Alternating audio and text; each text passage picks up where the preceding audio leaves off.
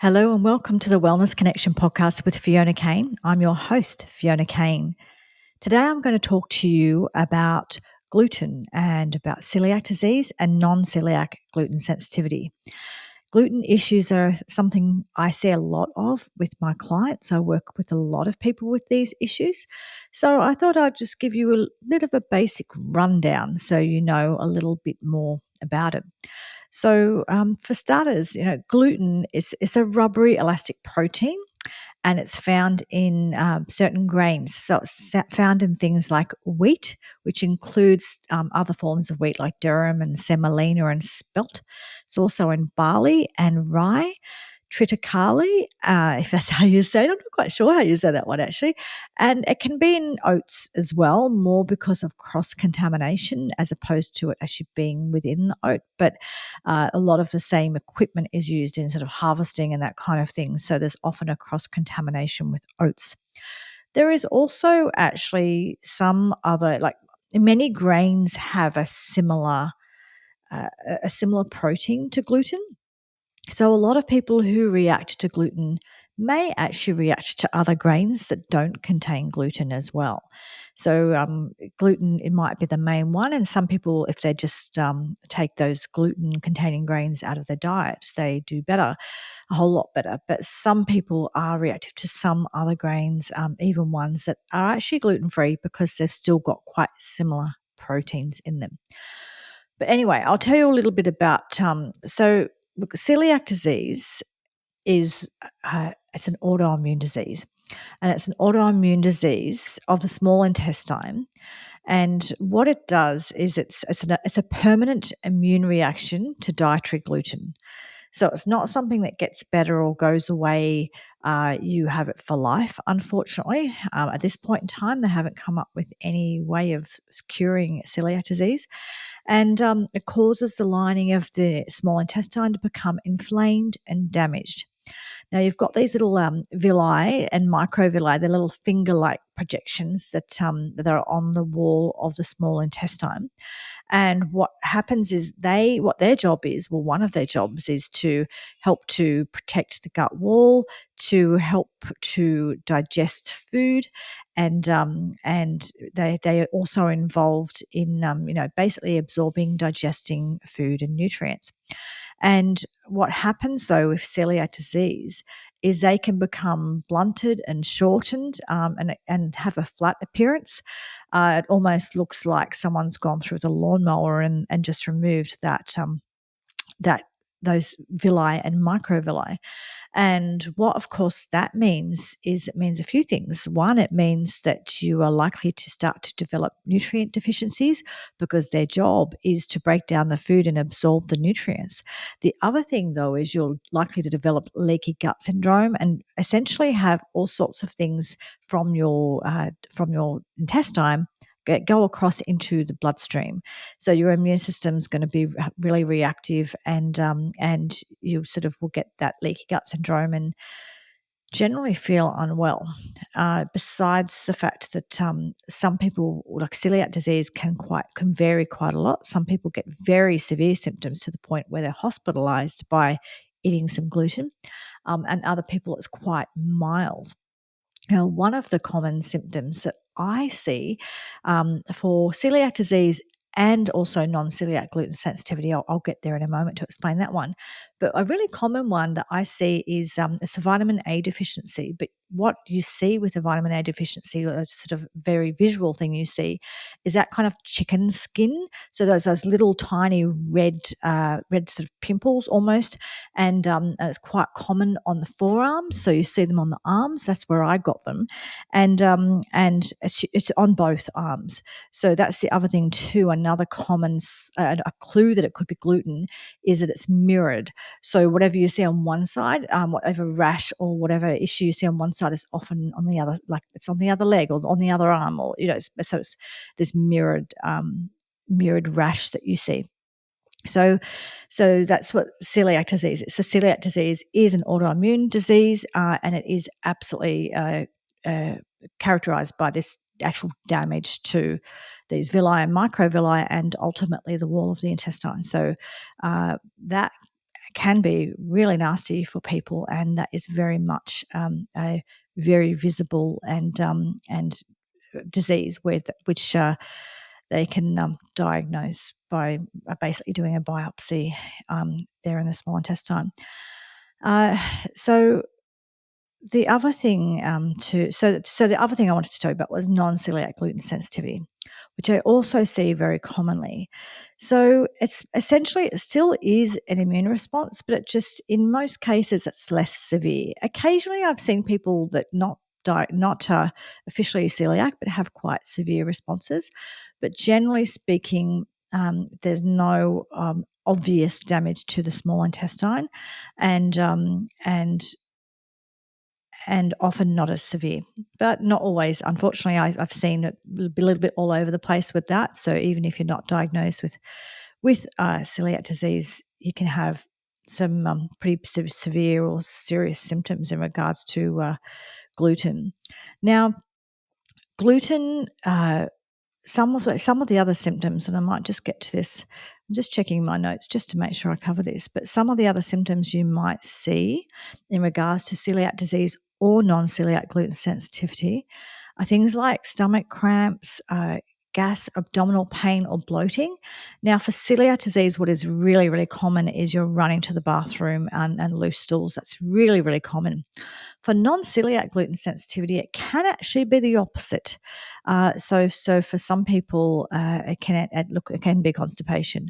So that's where and again, it's not hard and fast rule, but with celiac disease, often it's the cramping and the urgency, whereas because they just can't make the enzymes and digest and absorb the food properly, so it just goes straight through them.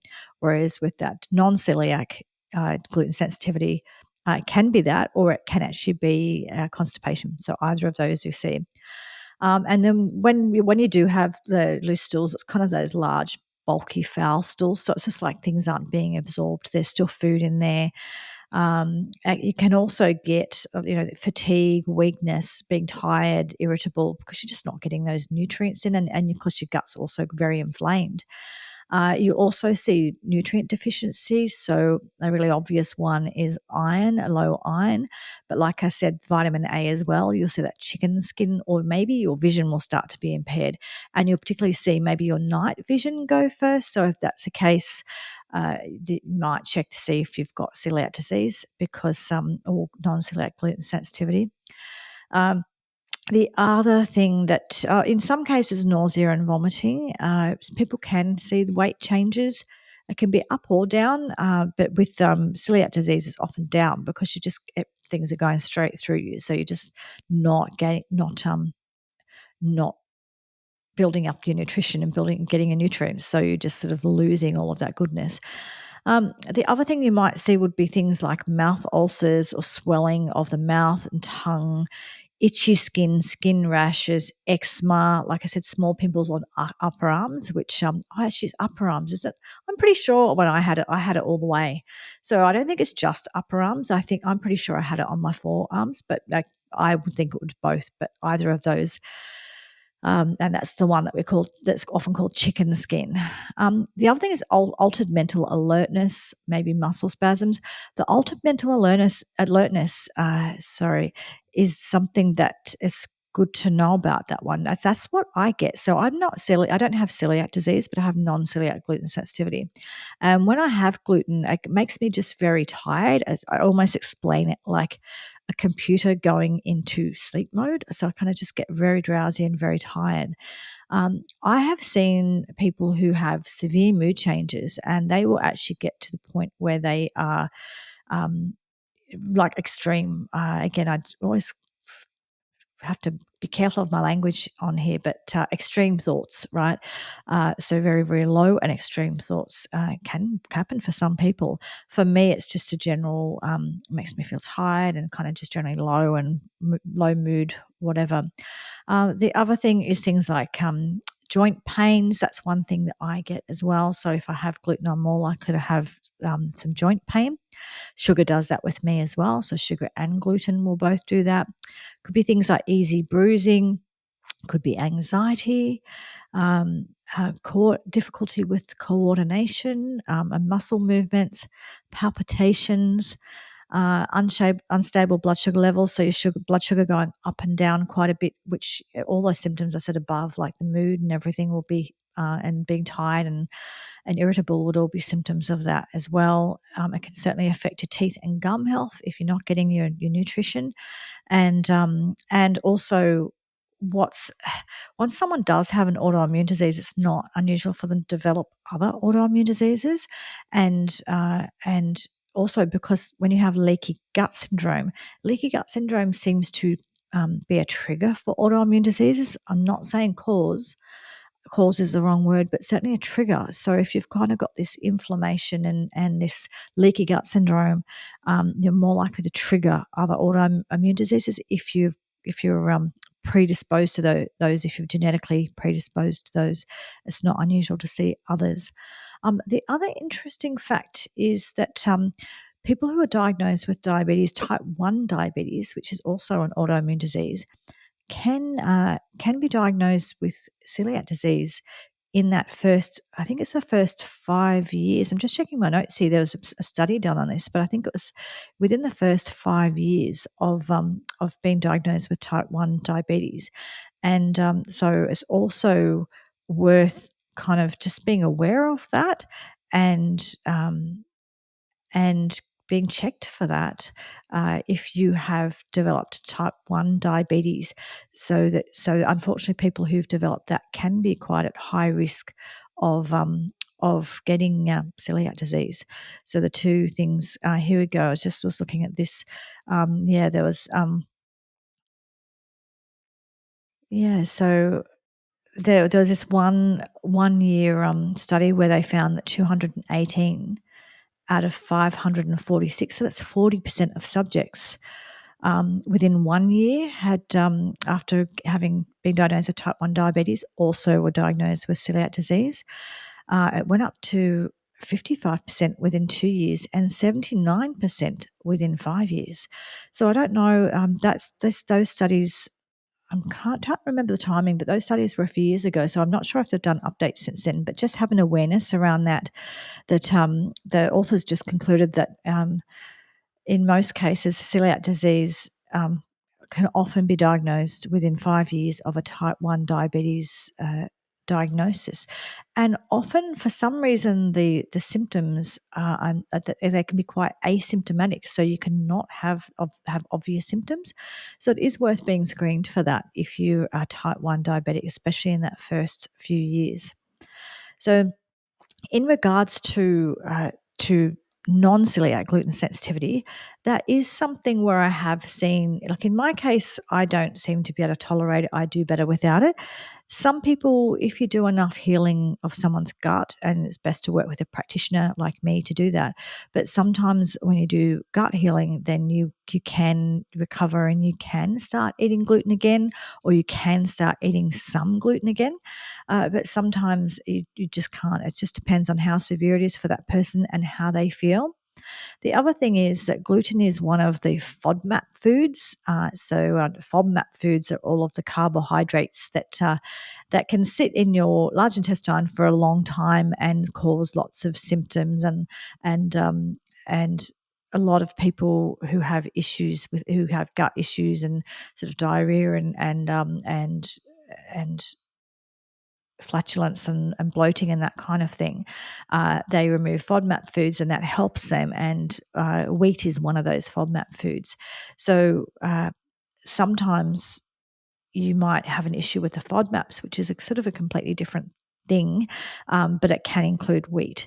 So the question is, do you need to go gluten and or wheat free, but just generally gluten free, or is it about your FODMAPs? And that's FODMAPs is not so much, FODMAPs is not an immune response.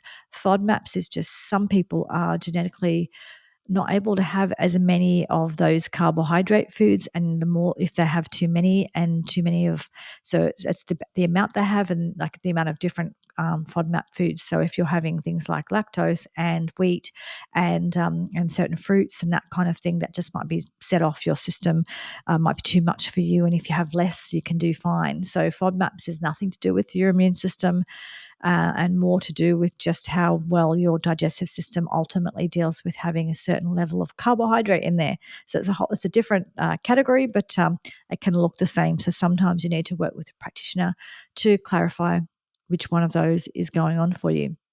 So, and ultimately, the way to manage celiac disease is absolutely definitely a lifelong gluten-free diet. For non-celiac gluten sensitivity, it's certainly a gluten-free diet, at least initially, maybe a lifetime, or maybe for a certain amount of time. Depends on how well you heal and how severe your situation is.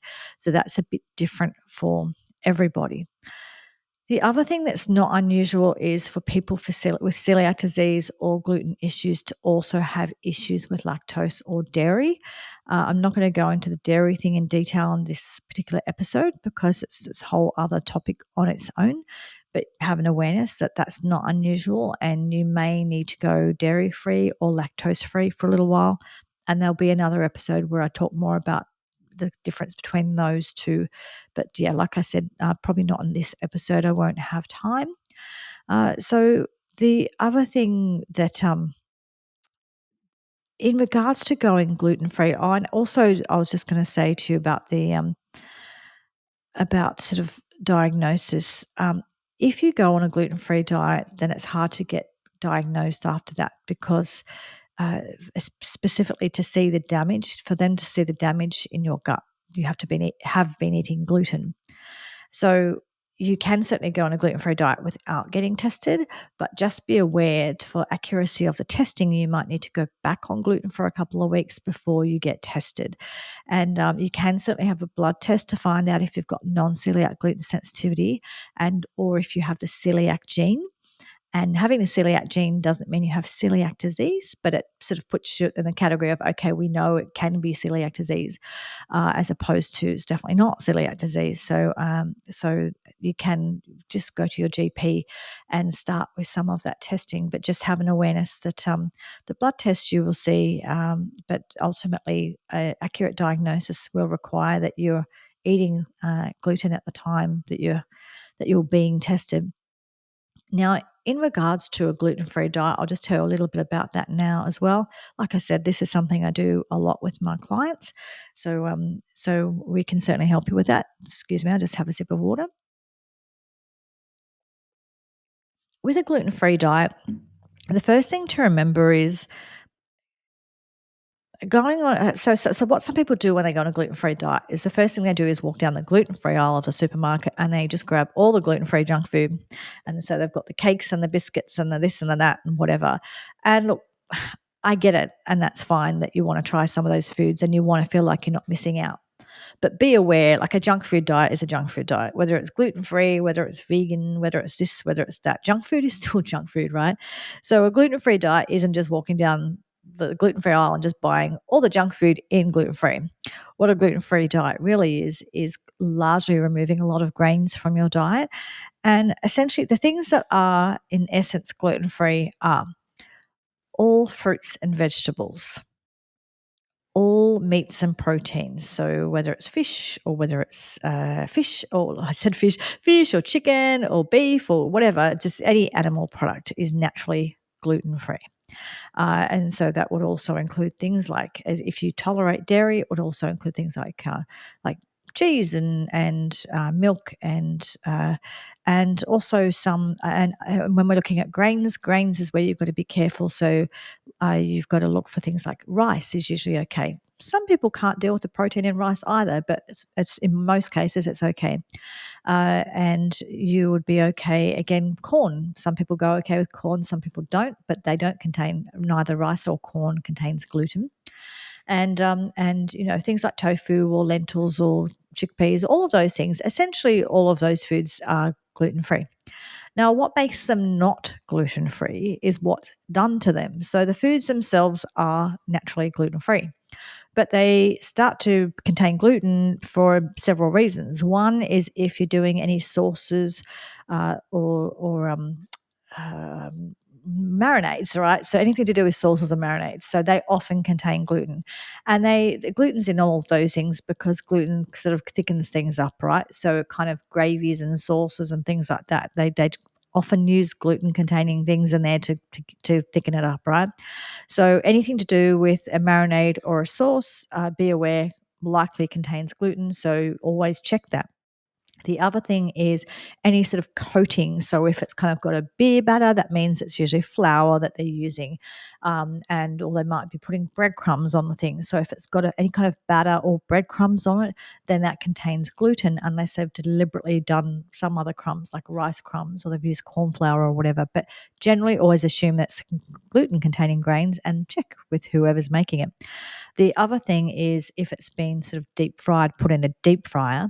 Now, some places will actually have a separate deep fryer for gluten free, but most places will use the same deep fryer. So whether they're putting in hot chips or uh, anything that they're deep frying, essentially, what is in there is all the gluten from everything else they've dipped in there because they've dipped in lots of things that have got a flour coating. So that will end up on your chips, your fries, whatever, or on the other foods you're eating. So even if it's gluten free before it goes in the deep fryer, it's certainly not gluten free when it comes out. And the other thing is that most sort of we call them chips in Australia, but fries, whatever, most of those these days are commercially made and they are sort of beer battered or battered in some way where they've got a flour coating on them.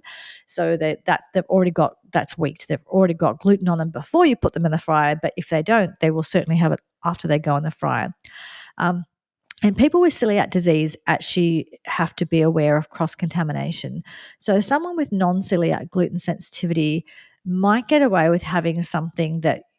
So cross contamination would be, say, where you've used the same toaster with the gluten free bread and the gluten containing bread, or you've used the same knife. So it's like if you use the same butter knife or the same knife for your peanut butter or your jam or whatever it is, but if you put that knife in and put it on one bread and then you put that knife back in and put it on a different bread, you cross contaminate. You can put gluten on the non-gluten bread, right?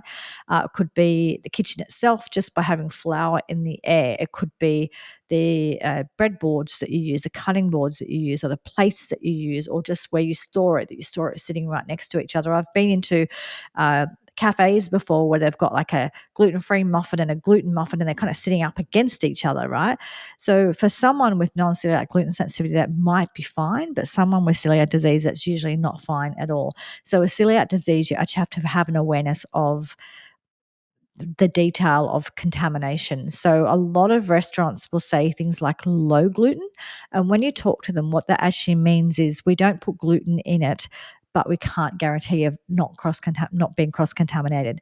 So if you have celiac disease, you have to really have that conversation with them. The other thing too is glucose often is from wheat. So sometimes glucose is from corn, but sometimes it's from wheat. So when something has sugar in it, so it could be something like a marshmallow, right? Or it could be any pre-prepared product that's got glucose added to it. That glucose could be wheat derived. It should say so in the packaging. It'll usually have glucose in brackets wheat or glucose in brackets corn. If it's wheat, stay away from it. If it's corn, you might be fine. You should be fine because there's not actively any gluten in there. But some people still don't deal with corn because they just don't deal with the grains. So everyone's a little bit different. So so essentially, it's anything that the food's been coated with crumbs added to it, any kind of marinade, any kind of sauce. That's where your gluten comes into things. So it's pretty easy to you can buy gluten-free pasta if you want to have pasta. I just generally don't have pasta, but you can certainly buy gluten-free pasta. And like I said, vegetables, all that jazz, they're all gluten-free. Meats, vegetables, eggs, all of that is all gluten-free. The issue is what you do to it. So it's anything that's been done to change it or to prepare it. So always sort of check with that or baste it, or chickens, they'll often baste it with some sort of gluten-containing sort of sauce, or they'll put crumbs. They'll stuff it with crumbs. So just things like that. And depending on if you're celiac or non-celiac, might depend on whether or not you can tolerate that. I think that's probably enough for today. I just wanted to give you a bit of an idea of what the difference between celiac disease and non-celiac gluten sensitivity, what it might look like, and also kind of that's kind of the beginning strategy of how to remove gluten from your diet. There's more to it than that, but that just gives you a good idea of a starting point, what it looks like, and the sort of things to look out for. So I hope you found that useful. Please remember to like, subscribe, share, tell other people about this podcast. If you're on Rumble or YouTube, you can comment and give me feedback. And other than that, though, I really appreciate you listening and looking forward to talking to you next week. Thank you. Goodbye.